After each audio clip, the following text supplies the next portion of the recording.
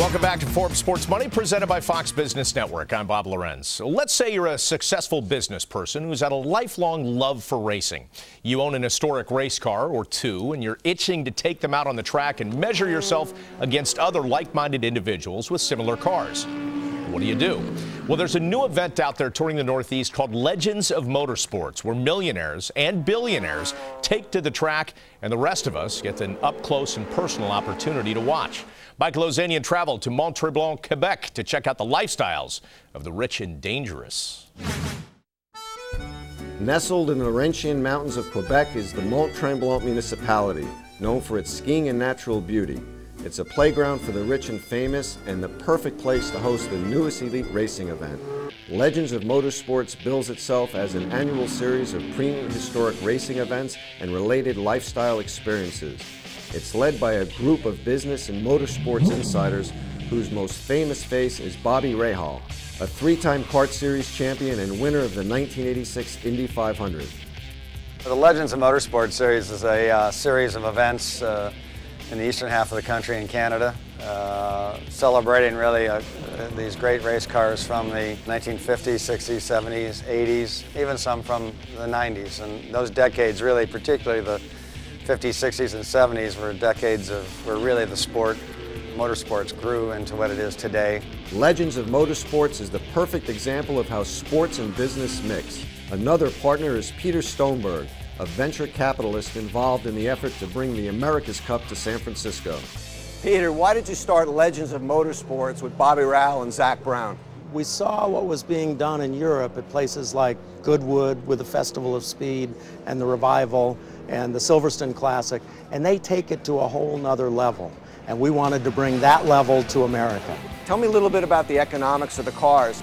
Typically, the economics of running one of these historic race cars, again, runs the gamut. But generally, the most expensive items are fuel at $8 a gallon, it's high-test fuel, and tires and engine rebuilds and the general maintenance on a car. It can range anywhere from, at our series of, you can buy a car for $50,000 or $75,000, and it can go all the way up to $25 million for a really special car, unique and rare car. And the operating costs from $5,000 a weekend to $50,000 a weekend, depending on what car you're running. It's a rare individual that can afford to bring their $25 million car to the racetrack and risk an accident not covered by insurance. These people are wealthy and competitive, like Peter Giddings, the Senior Vice President of Global Events at Clearcom.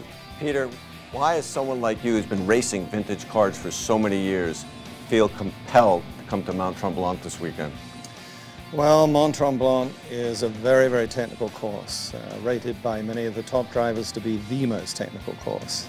I couldn't resist the opportunity. I was actually in Scotland on business, so I still have matchsticks under my eyelids, but here I am. And what type of bond do the drivers have that race at these type of events? We know that we're driving cars that are irreplaceable, and so we care for each other. We're gentlemen. This is gentleman racing. These gentleman drivers include Archie Urchioli, a serious competitor and retired chairman of Merrill Lynch International. Tell us what it is about Legends of Motorsports that made you come to this event.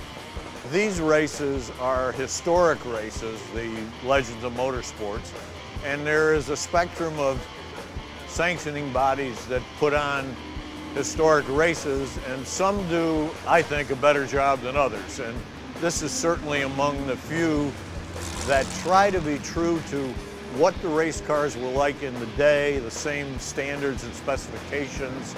The racing is great. Most of us know one another, but there's real competition there, and yet there's a camaraderie that is very much fun. You go out and you race hard, but then you come in and you swap stories and a few lies, and you have a great old time. You compete in this because it still gets the adrenaline flowing for you? Is it something you get a lot of excitement in, or is it more because of the camaraderie with the other drivers? Well, it's really both, and let's say that if golf puts you to sleep, driving one of these cars definitely will not. How much will it cost you to run this car this weekend? That's a state secret. My wife might see this program. An important part of sports business is the sponsorship. If the partners are the steering and the participants are the engine, sponsors are the wheels that make the whole thing go. Legends of Motorsports attracts high-end sponsors selling pricey products. Kevin, why has Lotus teamed up with Legends of Motorsports? It makes sense for Lotus for a lot of reasons, and the selfish reason is to launch our new Evora and put it in front of the right folks that want to know about it. Can I test drive one? See you soon, I hope. Well, they may not let me drive, but being driven by Alex Tagliani, the 2009 Indianapolis 500 Rookie of the Year, isn't bad either. In fact, it's access like this to cars, drivers, and the track that makes this event enjoyable for everyone, not just the rich and dangerous. Looked like it was fun. How do these guys think they can make money? Well, they've given themselves a 3-year window, Bob, and it's really about building up sponsorship revenue. 1 out of 5 people that come to watch these races earn at least $500,000 a year. Sponsors love that. So you got Rolex, you got Lotus.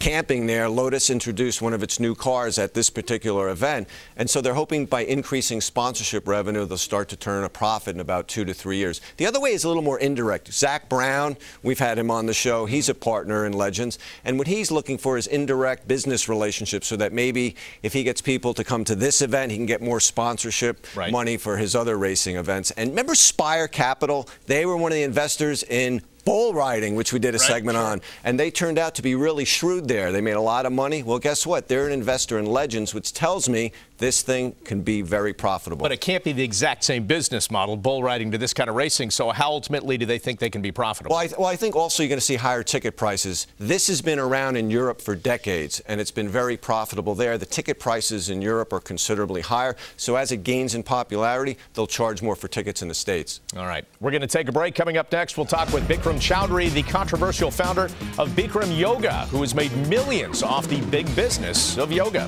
When we return on Forbes Sports Money, presented by Fox Business Network.